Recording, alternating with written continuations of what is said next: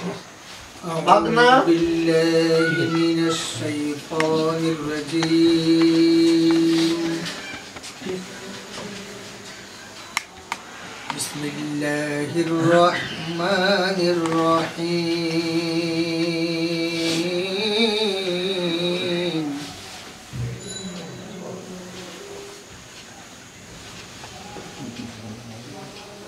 والشمس وضحاها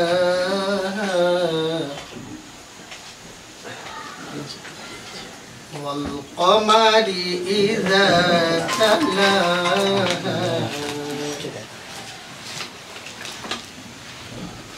والنهار إذا جلاها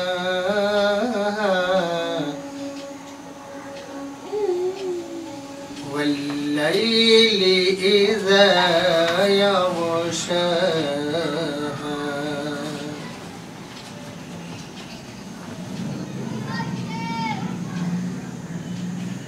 بسم الله الرحمن الرحيم. والشمس وضحاها والقمر إذا تلاها والنهار إذا جلاها والليل إذا يغشاها.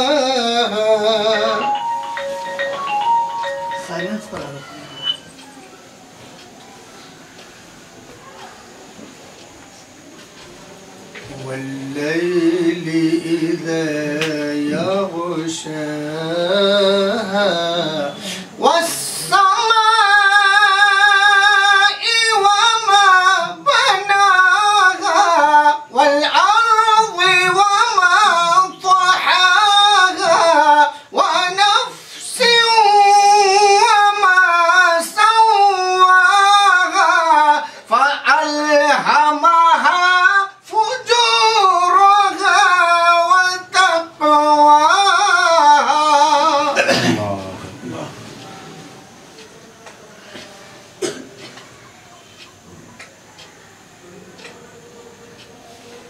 قد أفلح من زكاها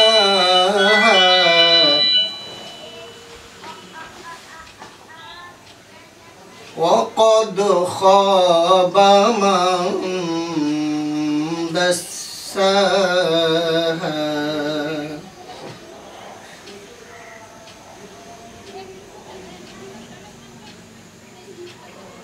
كذبت ثمود بطغواها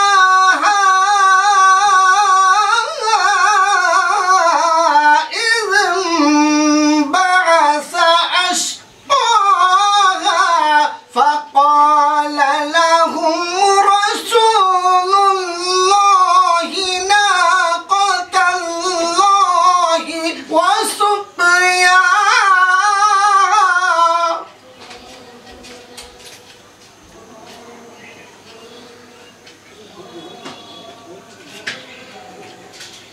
فكذبوه فعقروها فدمدم عليهم ربهم بذنبهم فسواها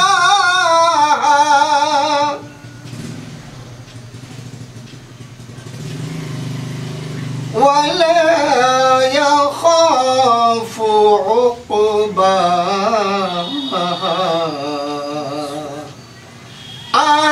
آمنت بالله صدق الله العظيم.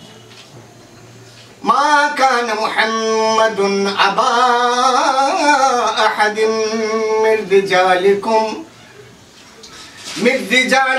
ولكن رسول الله وخاتم النبيين وكان الله بكل شيء عليما.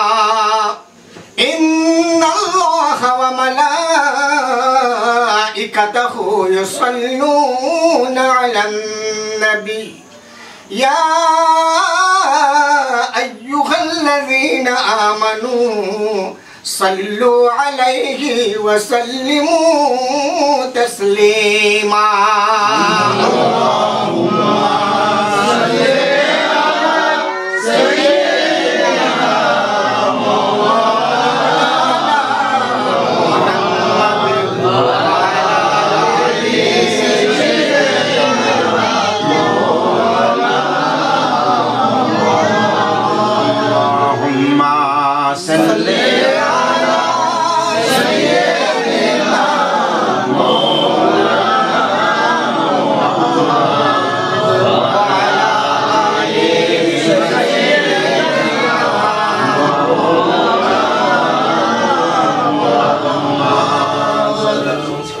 खुशनसीबी आमादेर,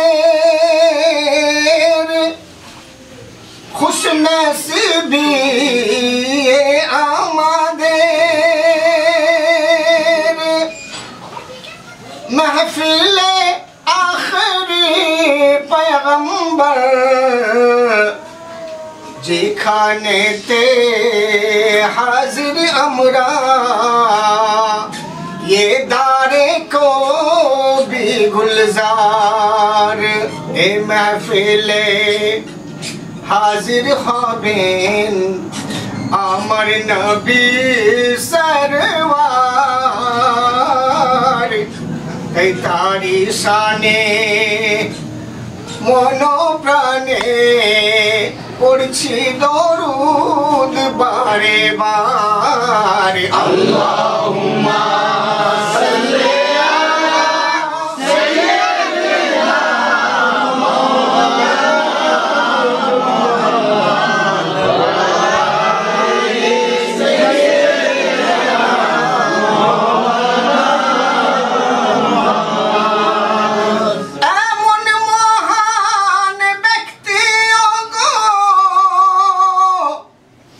मेला भर ए बांग्लाते आमार पाशे बसा कवि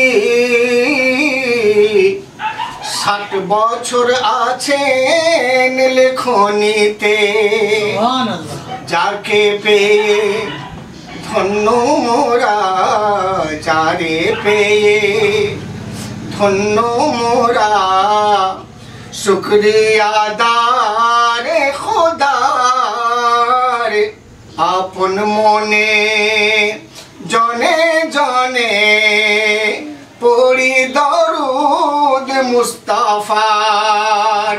अल्लाहुम्मा सल्ली अला सय्यिदिना मुहम्मद व अला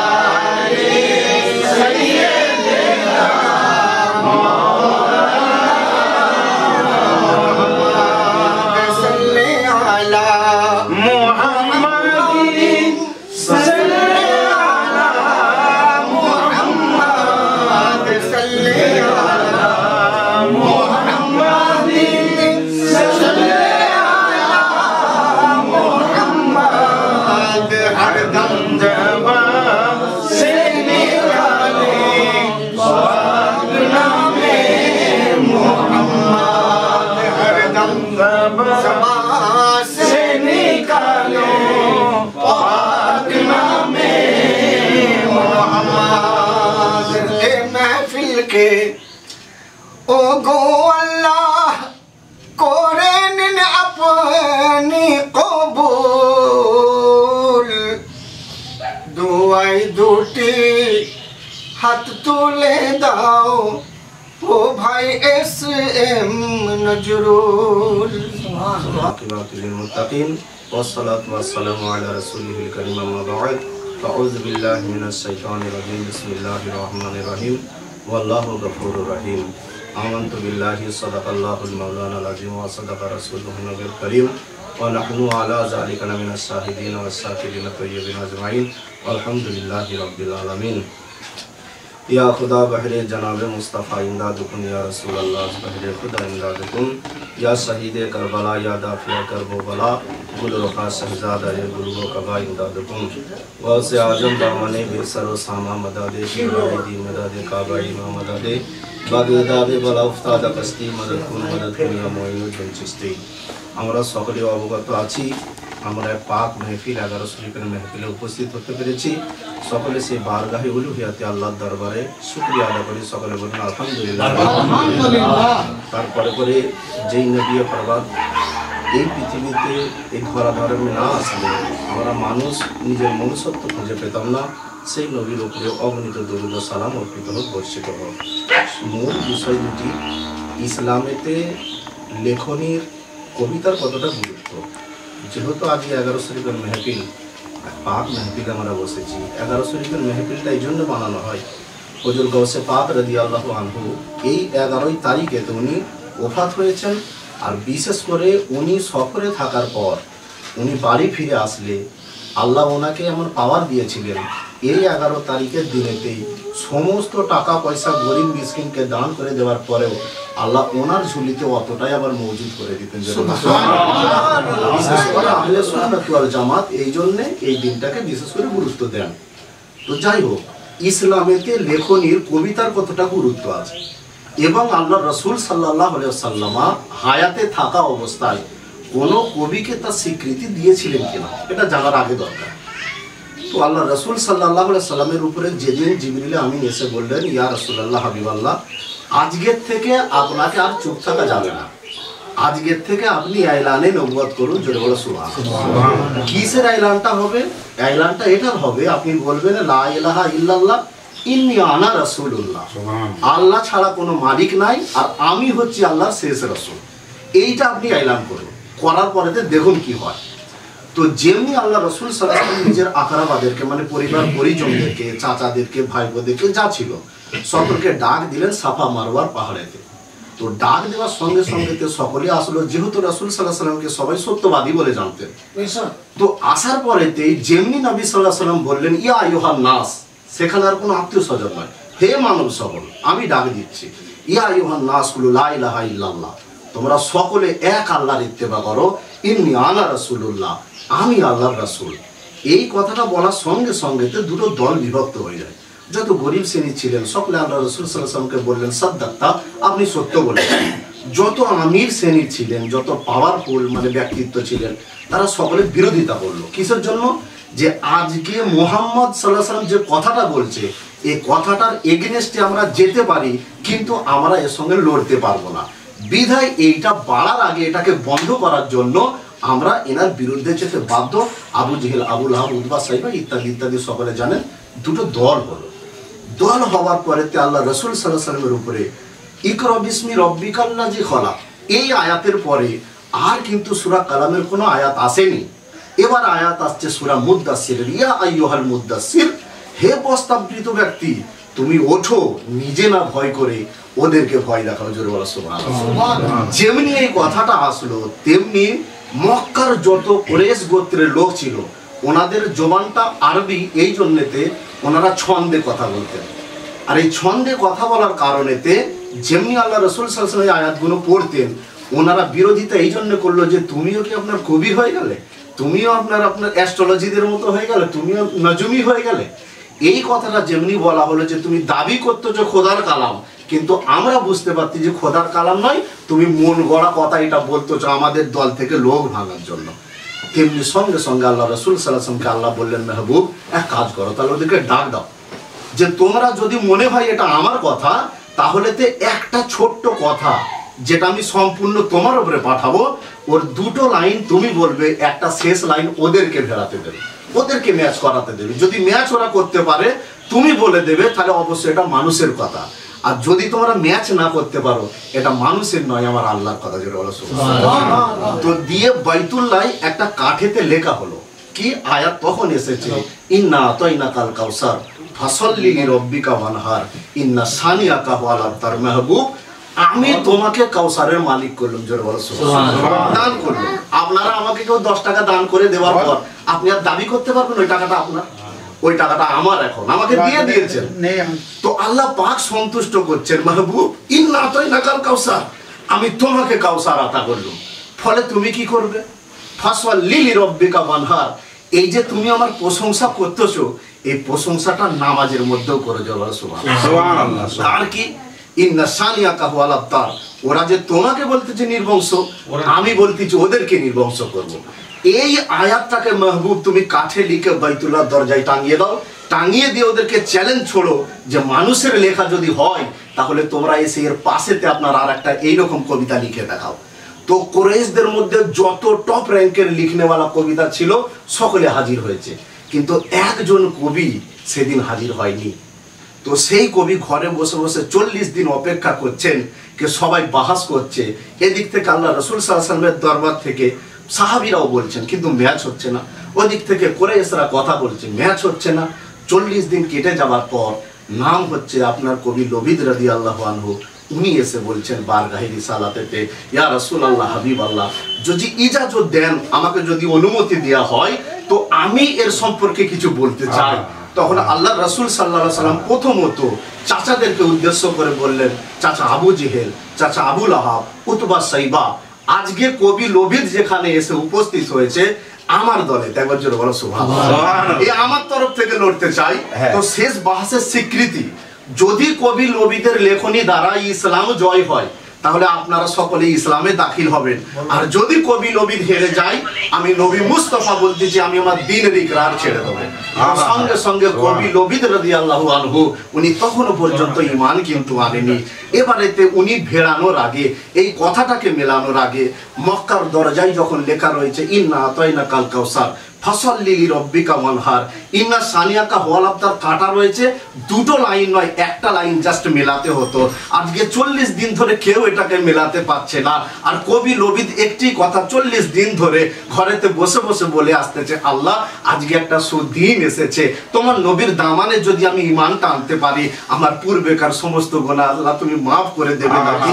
এই কথাটা কবি লবিদের যখন ঘরে বসে বসে মনে হচ্ছিল, আমি যে আয়াতে কারিমা পাঠ করেছি আল্লাহু গফুরুর রহিম, আল্লাহ পাক বলেন কে বান্দা আমি জানি তোমরা গুনাহ করবে, ওর থেকে বড় খবর হলো তোমরা এটা জেনে রাখো তোমরা গুনাহ যত বেশি না করবে আমি আল্লাহ তার থেকে বেশি ক্ষমাকারী। তো কবি লবিদ শুভ সংবাদ পেয়ে যখন এসে বললেন, আল্লাহ রাসূল সাল্লাল্লাহু আলাইহি ওয়াসাল্লাম বললেন লবিদ ইজাজত আছে তোমার জন্য, তো তুমি বলো।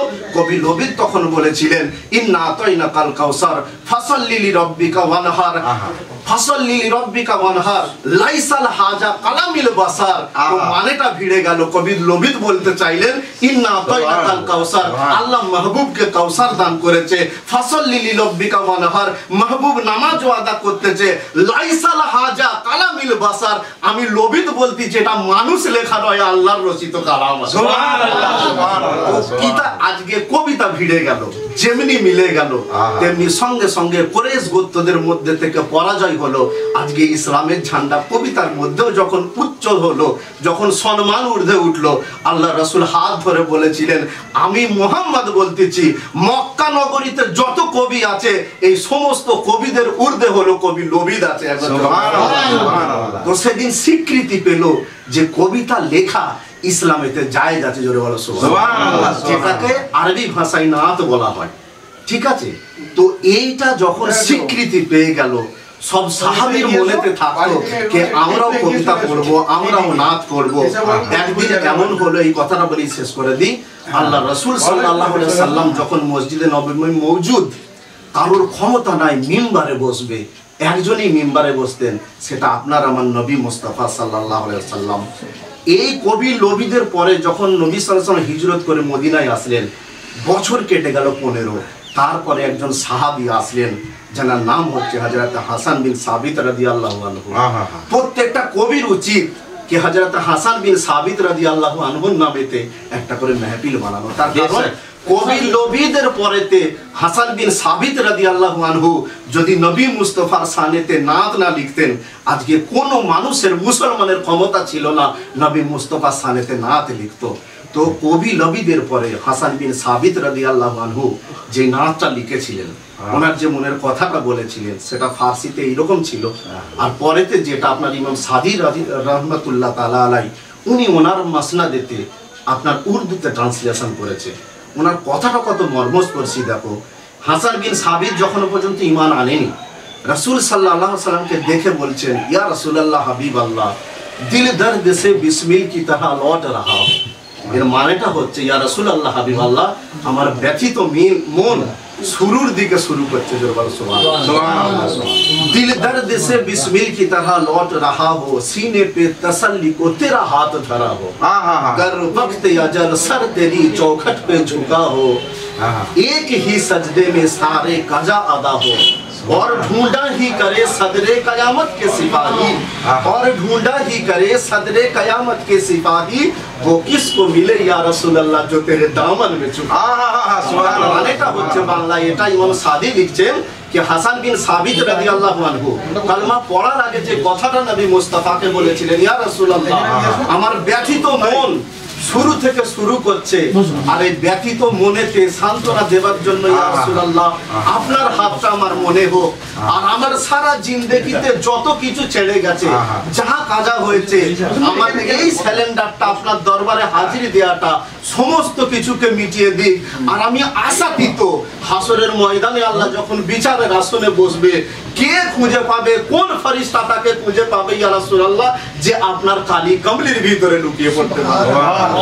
তো এই কথাটা বলার পর ইমাম হাসান বিন সাবিত রাদিয়াল্লাহু আনহু উনি যেমনি পড়তেন, या रसूल अल्लाह हबीब अल्लाह शम्स व कमर देखा, ना आपके जुल्फ जैसा हो सकता है, ना आपके तलवा जैसा हो सकता है। জোরে বলো সুবহানাল্লাহ।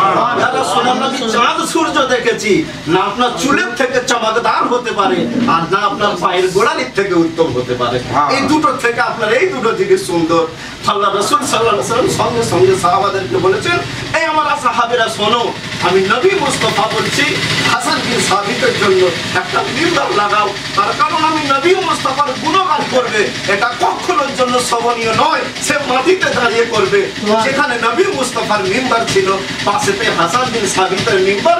কে নবী মুস্তাফা হাসান বিন সাবিত, তুমি আমার নামেতে নাত পড়ো, আমি নবী মুস্তাফা মিম্বারে বসে তোমার নাত আমি আমার নিজে কানেতে শ্রবণ করব। এই জন্যতেই আল্লাহ পাক আর না থাকতে পেরে আয়াত পাঠিয়ে দিলেন। আপনার কি আয়াত পাঠিয়েছেন? ইয়া আইয়ুহাল্লাযীনা আমানু সাল্লু আলাইহি ওয়া সাল্লিমু তাসলিমা। হাসান, ওটা তোমার জবান, তুমি তোমার জবানে নবীর গুণগান করতেছো। আমি আল্লাহ আমার জবানেতে আমার নবীর গুণগান হচ্ছে এইটা, যে আমি নবীর উপরে দরুদ ও সালাম পড়ছি, হাদিস তারাও পড়ছে, আর তোমরা আমার নবীর উপরে দরুদ ও সালাম পড়ছো। আমি চাইবো আল্লাহ পাক যতজনকে তুমি নাক দেখাচ্ছ আল্লাহ, কাল মাহশারের ময়দানেতে যেখানে কবি লবিদ দাঁড়াবে, যেখানে হাসান বিন সাবিত দাঁড়াবে, আজকে যতজন নবী মুস্তাফাকে খুশি করার জন্য নাত লিখছেন, আল্লাহ কবুল করে তেনাদের নাতগুলোকে মাহশারের ময়দানে কবি লবিদ, কবি হাসান বিন সাবিত রাদিয়াল্লাহু আনহুর সঙ্গে দাঁড় করিয়ে আল্লাহ রাসূলের সিফারিশ পেয়ে জান্নাত যাবার হকদার করো। ওয়া আখিরু দাওয়ানা আলহামদুলিল্লাহি রাব্বিল আলামিন। দরুদ পড়ো।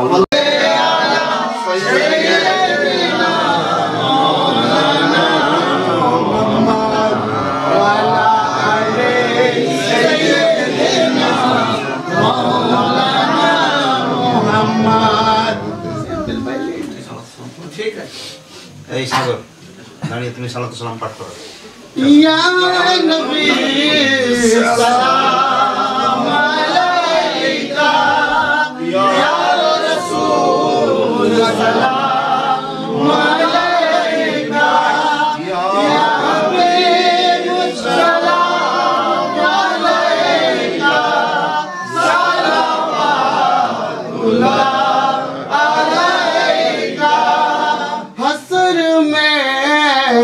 हम सबको बचाना, जब कहीं न हो ठिकाना, उम्मती कहकर बुलाना, अपने कमले में छुपाना, या नबी सलाम अलैका, या रसूल सलाम अलैका,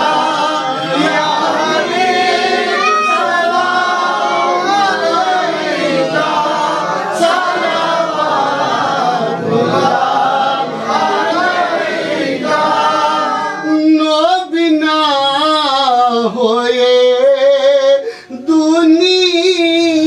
দুনিয়ার না হয়ে ফেরেশতা আল্লাহ ইয়া রাসূলুল্লাহ হয়েছি উম্মত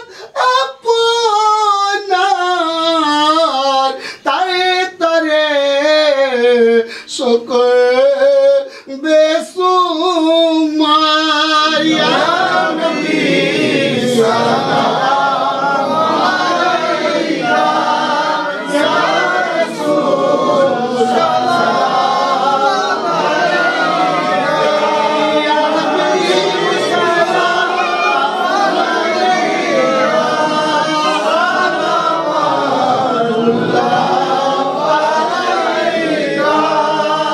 আল্লাহর ভেদ আল্লাহ জানে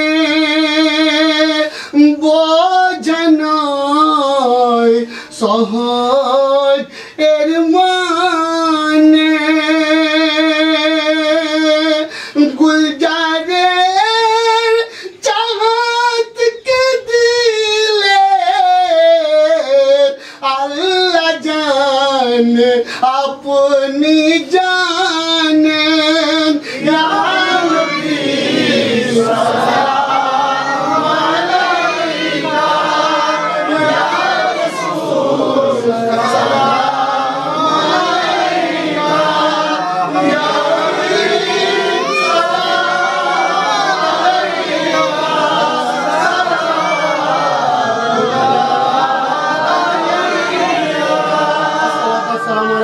ইয়া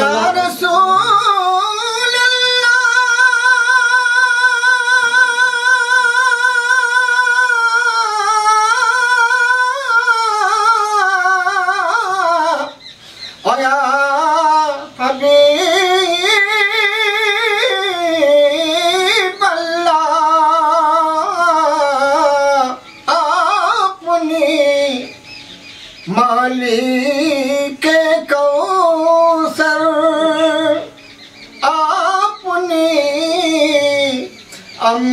अंबियार सरदार आपने उम्मतेर कंडार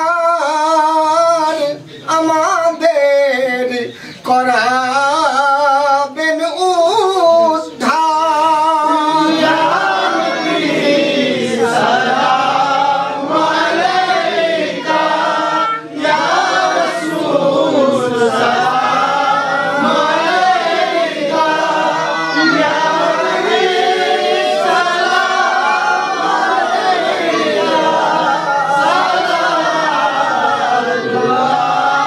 আলাইকা الصلاة والسلام عليك يا رسول الله الصلاة والسلام عليك يا حبيب الله الصلاة والسلام عليك يا نبي الله الصلاة والسلام عليك يا شفيع الله الصلاة والسلام عليك يا خير من خلق الله الصلاة والسلام عليك يا نورا من نور الله الصلاة والسلام عليك يا شافع المذنبين الصلاة والسلام عليك ويا رحمة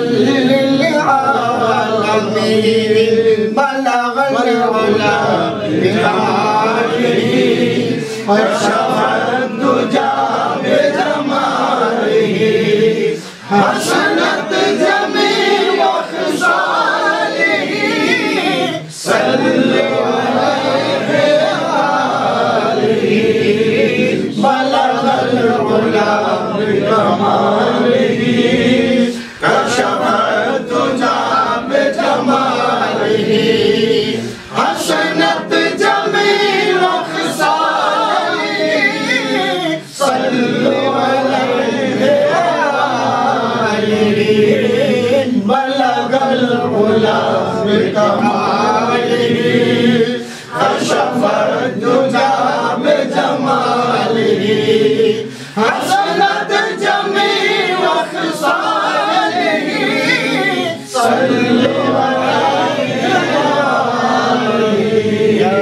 صل وسلم دائما ابدا على حبیبک خیر خلق کلہم اے زیرم میرے درود و سلام برگزیدہ نبی پر اپنے مدام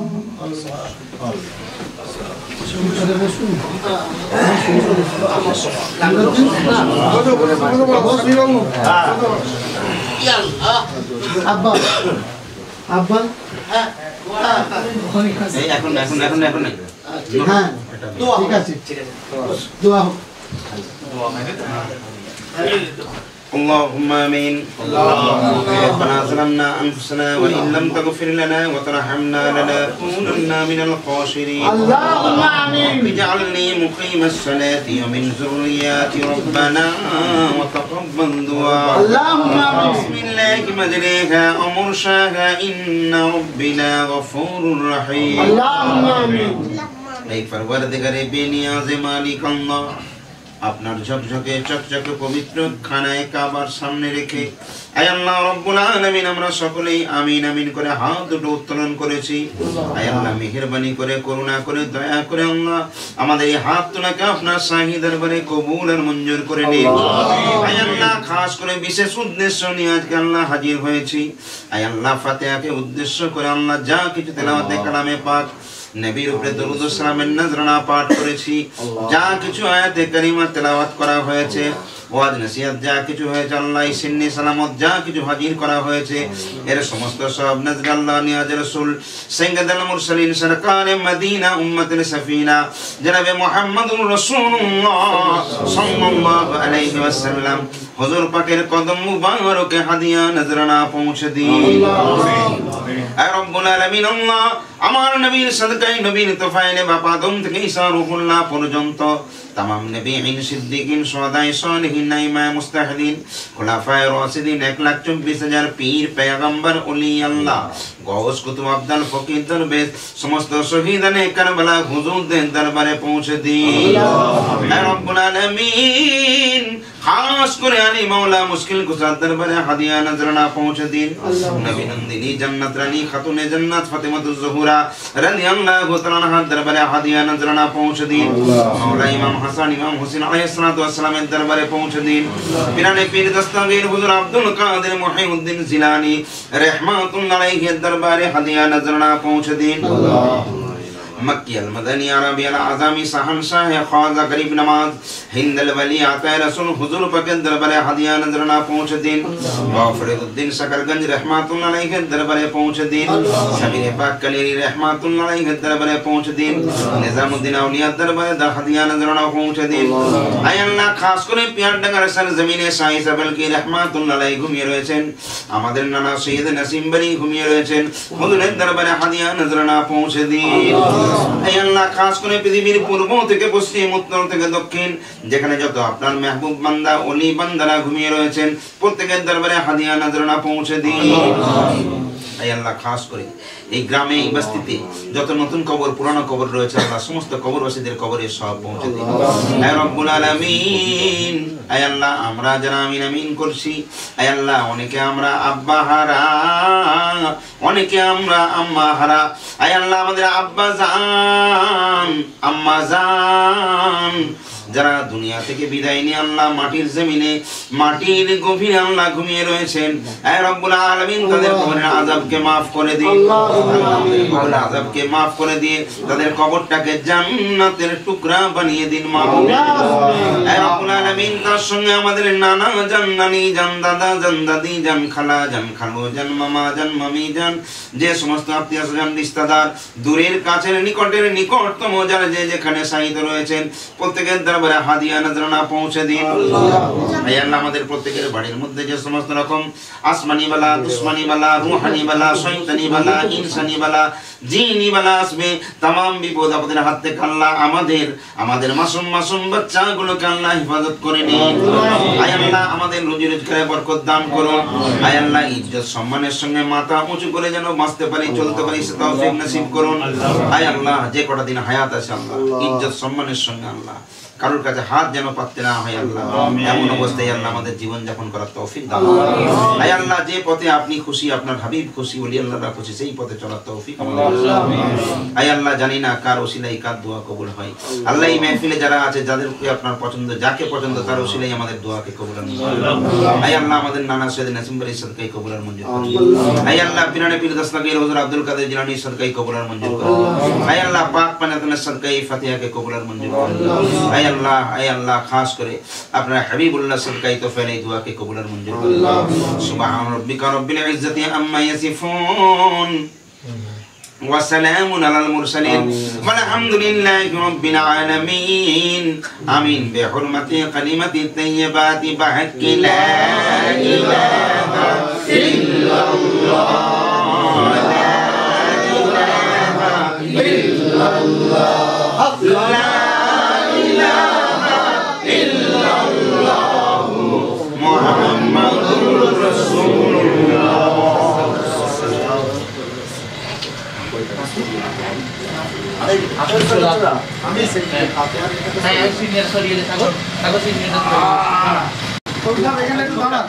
ছবি তুলবেন তো?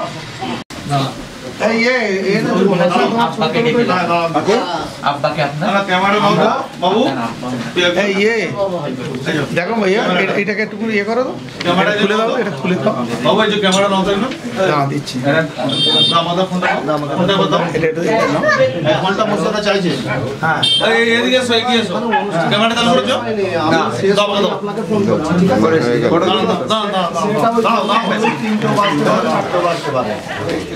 দাও রেডি আছে। এটাই সুবিধা।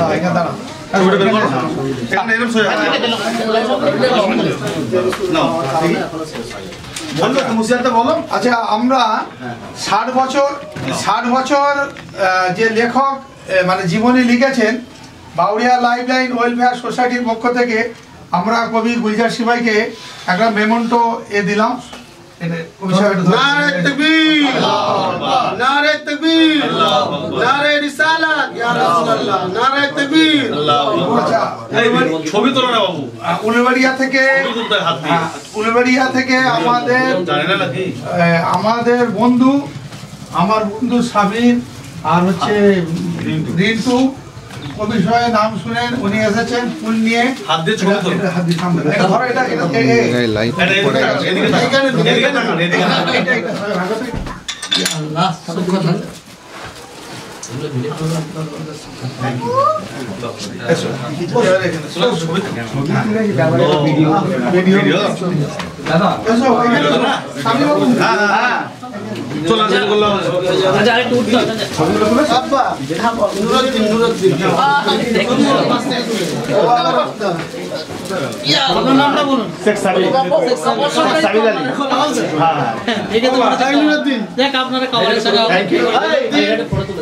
ঠিক আছে,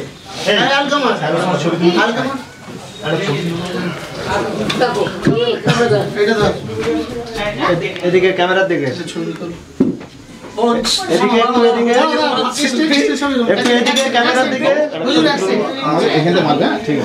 আপনারা দেখছেন আমাদের সেই সম্মানিত গুলজার সিপাই এবং তার ছাত্র এমডি নুরুদ্দিন, পাশে আছে বনি আনসার এবং সদর সিপাই এবং এমডি সাবির কাওয়াল বিখ্যাত। রেডি, ছবি করা নিচ্ছে।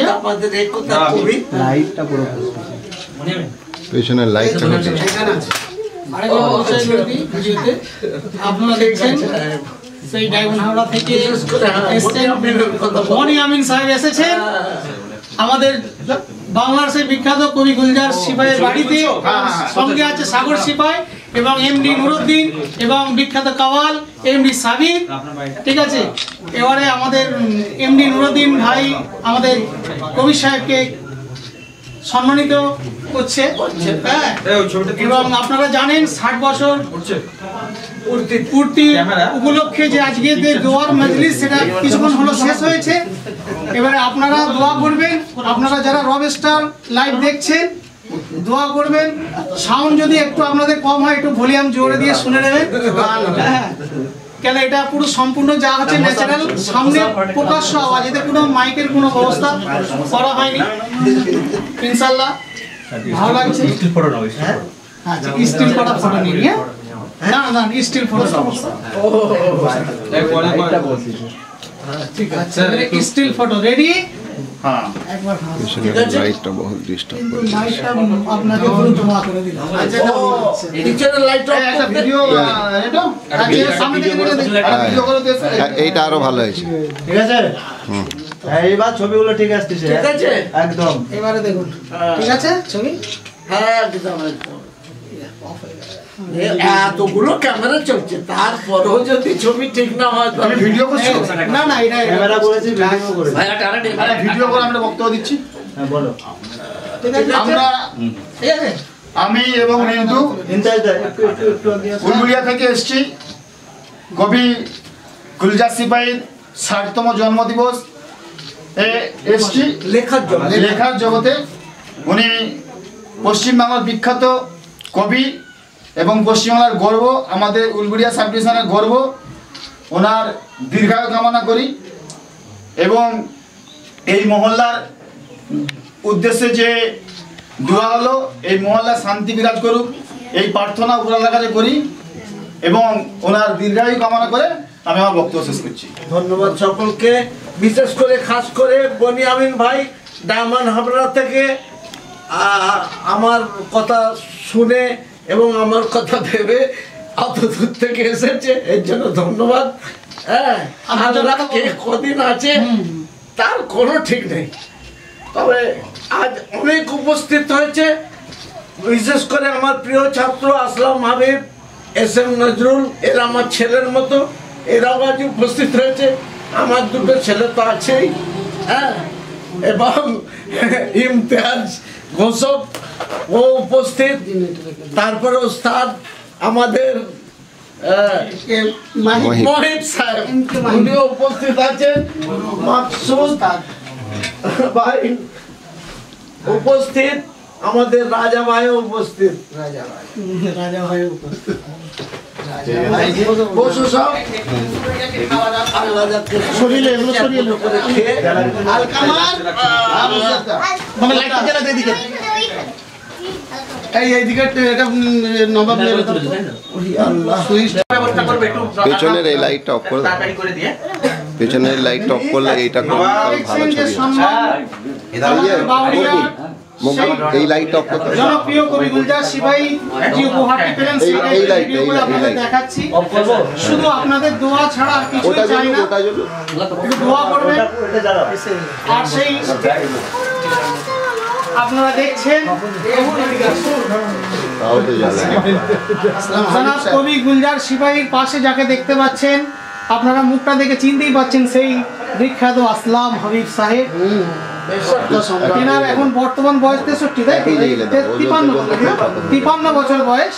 আর আমাদের গুলজার সিপাহীর বয়স হচ্ছে 72, 74 আর 60 বছর লেখার জীবনের পূর্তি উপলক্ষে আজকে যে অনুষ্ঠান চলছে। আর সেই বিখ্যাত শিল্পী আছেন SM নজরুল সাহেব, যাকে আপনারা বহুত মিডিয়ায় দেখেছেন।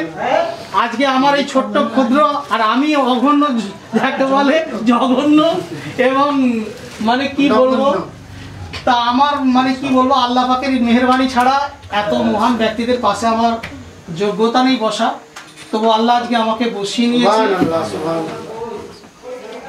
আর আমার আরেকটি প্রিয় কবি, যখনই আমি ডায়মন্ড হাওড়ায় যাই এই ভাই সাহেব বনিয়ামিন সাহেবের কাছে গিয়ে আমি ওটা উঠি করি, ঠিক আছে। এবং আমাদের আরও কবি ছিল হান্নান সাহেব, আরও আছে মনিরুজ্জামান, ঠিক আছে। তা আজকে আমরা এসেছি, খুব ভালো লাগলো।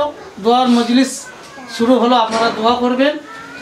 আর আমি সাগর সিপাহী 2-4 কথা বললে মনে হয় ভালো। না আপনি তো তাহলে আমাদের হুজুরকে দিয়ে একটু বলানো হোক। আসলাম চাচা, হ্যাঁ হ্যাঁ বলুন 2-4 কথা। না না এই কবি কবি শুধু আমাদের আমি বললাম। আচ্ছা, আপনি কি আপনার মনের একটা ছোট্ট মতো ভাব একটু প্রকাশ করুন। ব্লগ এখন বন্ধ করে দাও, খাওয়া দাওয়া করে তারপরে আপনারা আসলেন এত দূর পর্যন্ত, আব্বা যে আপনার হয় না, কিন্তু আপনার গজল যখন থেকে আপনি গাইছেন সেখান থেকে বসো, এমনিতে বসো। অ্যাকচুয়াল কবি গুলজার সিপাহী সাহেবকে আমি চোখে সচক্ষে দেখার আগেই ওনার নাম কাওয়ালি ক্যাসেটের মাধ্যমে, ফিতেওয়ালা ক্যাসেটের মাধ্যমে ছোটবাবুর কণ্ঠে আমি বিশেষ কয়েকটি কাওয়ালিতে আকৃষ্ট হই। সেটা হলো একটি কাওয়ালি যেটা চির অমর হয়ে থাকবে আমার মনের কাছে তথা আপনাদেরও কাছে। উনি লিখেছিলেন, শুরু হয়েছে শেষ হবে এর ভাবরে সময় থাকিতে।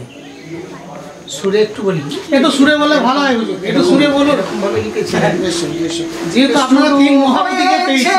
শেষ হবে এর, শুরু হয়েছে শেষ হবে এর ভাবরে সময় থাকিতে, ডাক এলে তোর যেতেই হবে সব ছেড়ে এই মাটিতে, সব ছেড়ে এই মাটিতে। এই যে লেখা ছোটবাবুর কণ্ঠে শুনেছিলাম, তো আমাকে বিশেষভাবে আকৃষ্ট করে যে লেখক কে, তার সাথে আমাকে মিলতেই হবে। এছাড়াও ওনার বহু কালাম কাওয়ালি জগতে তথা গজল নাচিয়া জগতেও অসংখ্য, যা উনি নিজেও বলতে পারবেন না গুণে যে উনি কত কালাম লিখেছেন। যা হোক, তেনাকে আমার হয়েছি। আচ্ছা হুজুর, আপনার যে শরীরে আমি দেখলাম যে অসুস্থর মধ্যে একটা আছে, এই যে আসলে